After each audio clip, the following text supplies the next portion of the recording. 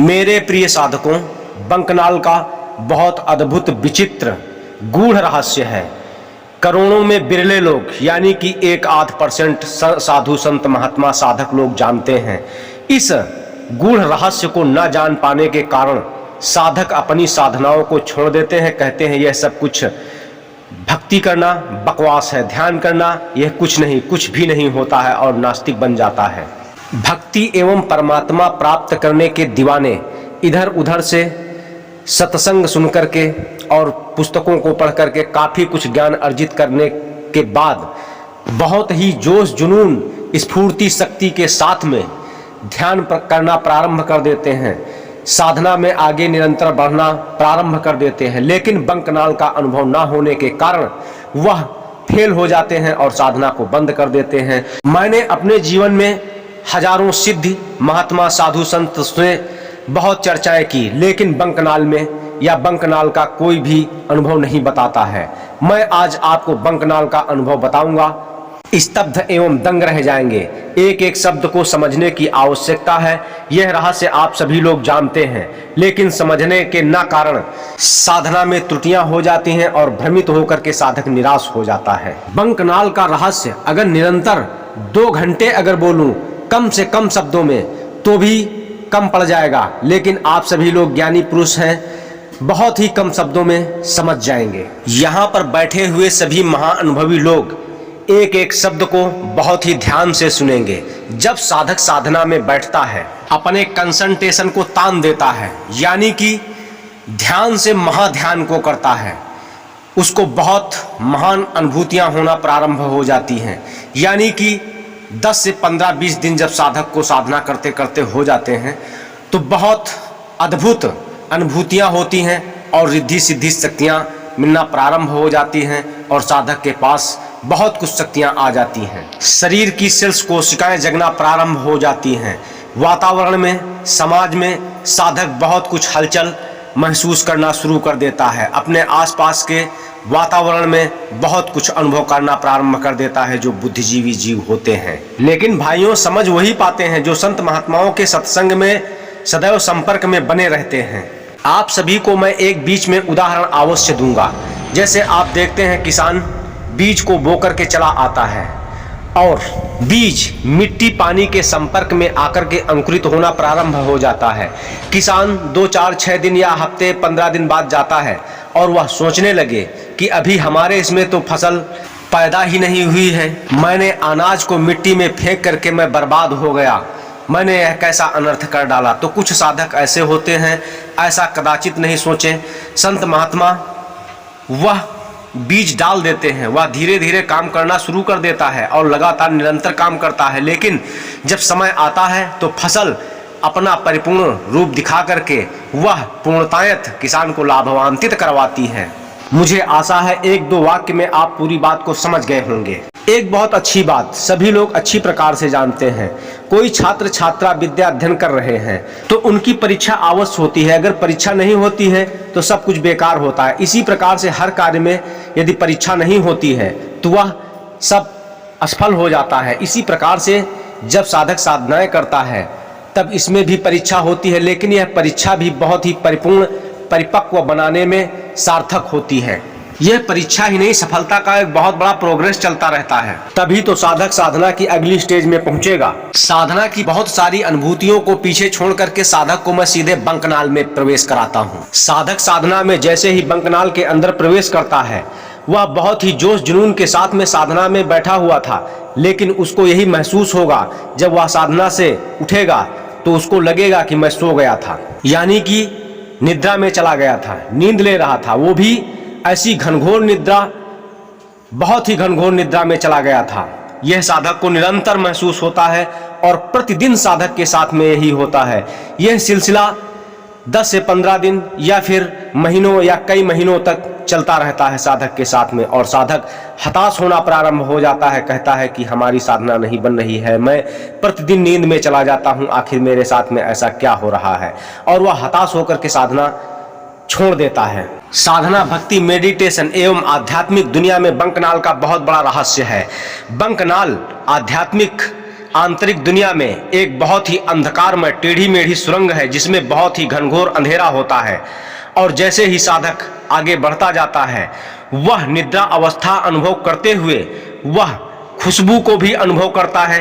किसी किसी क्षेत्र में ऐसी खुशबू उसको आती है कि लगेगा कि मैं बहुत ही खुशबूमय बाग बगीचों से गुजर रहा हूँ। और कभी कभी कीचड़ जैसी बदबू आती है या फिर भयंकर कभी कभी घोड़े की जैसी भी बदबू आती है। एवं नाना प्रकार की यह स्थितियां साधक के सामने होती चली जाती हैं और एक कीचड़मय स्थान जैसे भी महसूस साधक करता है। बंकनाल गुफा बहुत ही घनघोर अंधकार से भरी हुई बहुत ही सकरी यह गुफा होती है जिसमें साधक का कभी कभी साधना में दम भी घुटने लगता है और वह साधना छोड़ देता है। कभी कभी किसी किसी साधक को बहुत ही डरावनी आवाजें भी महसूस होती हैं और भयावह रूढ़ आकृतियां भी उसको महसूस होती हैं उस महाअंधकार में। वहां के अनुभव और दृश्य बताने में मेरा मस्तिष्क और जबान साथ नहीं दे पा रही, फिर भी मैं बताने का प्रयत्न कर रहा हूं कि आत्मा वहां पर कैसे सफर करती है। जैसे बंकनाल में वह प्रवेश करती है वह भी जान लीजिए।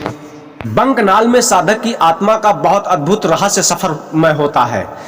जब सफर करती है आत्मा तो जैसे कोई साधक कार की ड्राइविंग कर रहा है या फिर मोटरसाइकिल का सफर कर रहा है और कार की रफ्तार 80, 90, 100 के आसपास चल रही है और साधक यह महसूस करे कि उसकी कार की ब्रेक फेल हो गई है और कार की रफ्तार बहुत ही तेज है और स्पीड रुकने वाली नहीं है, तब वह चालक कैसा अपने अंदर अनुभव करता है। इस स्थिति में बंकनाल के अंदर आत्मा का सफर होता है। वह लगातार निरंतर इसी स्पीड में चलती है और वहां पर रुकने का कोई भी नाम नहीं होता है। अब वहां पर अपने अंदर क्या महसूस करेंगे अगर रुकने का भी प्रयास करते हैं तो जैसे बिना ब्रेक के गाड़ी चल रही है। अब चालक जो होता है उसको क्या महसूस होता है और उसके अंदर कैसी डरावनी स्थितियां और मनोदशा हो जाती है और शरीर थर थर कांपता है कि अब मैं गया, अब मैं गया, अब मरा, अब मरा। बस यही उसके अंदर भयावह रहती है और वह एक कोमा जैसी स्थिति में यानी कि सुषुप्ति अवस्था में चलता रहता है साधक। और जब बंकनाल का सफर खत्म होता है तो साधक को हल्का उजाला महसूस होना प्रारंभ हो जाता है और कुछ आगे चल कर के वह देखता है कि एक अजीब आंतरिक दुनिया में वह प्रवेश कर जाता है। वह मंडल कौन सा होता है मैं आगे उसका वर्णन करूंगा और यह भी वर्णन करूंगा कि कौन कौन सी अवस्थाएं होती हैं। जागृत अवस्था से लेकर के प्राज्ञा अवस्था, महाप्राज्ञा अवस्था, तुरीया अवस्था, तुरीयातीत अवस्था, यह बहुत सी अवस्थाएं आत्मा की होती हैं। इसके साथ में आत्मा के शरीर भी होते हैं, आत्मा के 6 शरीर होते हैं, यह भी मैं वर्णन करूंगा। आइए मैं आपको वास्तविक एक इस बंकनाल का रहस्य का और एक उजागर करता हूं। मैंने हजारों संत महात्माओं से बातचीत की इसके बारे में, लेकिन बंकनाल का जिक्र वो नहीं कर पाते हैं। लेकिन यह स्थितियां सबके साथ में होती हैं, हजार में हजारों के साथ में, यानी कि 1000 में 1000% लोगों के साथ में ऐसी स्थितियां होती हैं। आप सभी लोग हमसे बाद में शेयर कर सकते हैं। तो आइए जानते हैं वह भी महारहस्य। लंदन के एक महावैज्ञानिक थे, वह आध्यात्मिक दुनिया से भी जुड़े हुए थे, बहुत अच्छे साधक थे। वह साधना में लगातार निरंतर रत रहते थे और रिसर्च भी किया करते थे।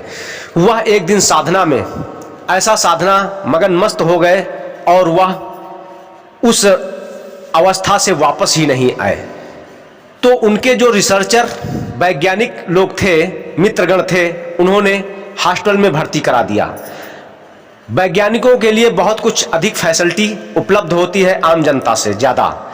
तो सारी मशीनें उनके लगा दी गई। लगाने के बाद में उनके चेकअप हुए, पता चला कि अभी उनकी मृत्यु नहीं हुई है और वह कोमा में चले गए हुए हैं। वह भाइयों 7 दिन कोमा में रहे। फिर वह जब उस अवस्था से निकलने के बाद में उन्होंने बताया कि आध्यात्मिक दुनिया में बहुत बड़ी दुनिया है। मैं 7 दिन से एक ऐसी अंधकार गुफा में फंसा हुआ था उसमें निकलने का मैं प्रयत्न कर रहा था, लेकिन निरंतर मैं उसमें चलता ही जा रहा था, चलता ही जा रहा था, चलता ही जा रहा था, और उसमें बहुत कुछ महसूस किया। फिर उनको, जैसा कि मैंने अभी पीछे बताया, और सभी साधक जो इन स्थितियों से गुजरे हुए हैं वह सभी साधक जानते हैं। जो नहीं गुजरे हुए हैं, अच्छी प्रकार से घनघोर साधना करेंगे तो वो भी इस महा अनुभव को अनुभव कर पाएंगे।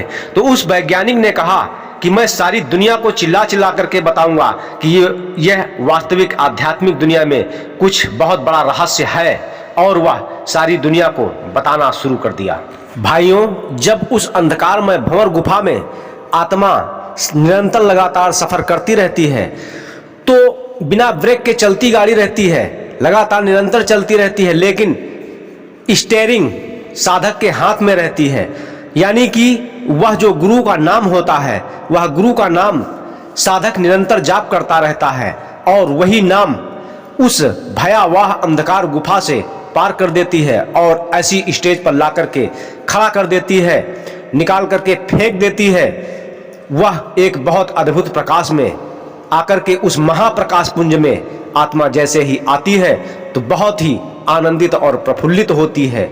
वह स्थान बहुत ही अद्भुत मंडल है। उस महालोक का वर्णन, अद्भुत वर्णन करूंगा, और ऐसे करोड़ों आध्यात्मिक दुनिया के रहस्यमय वर्णन हैं जो मैं आप सभी को बताऊंगा।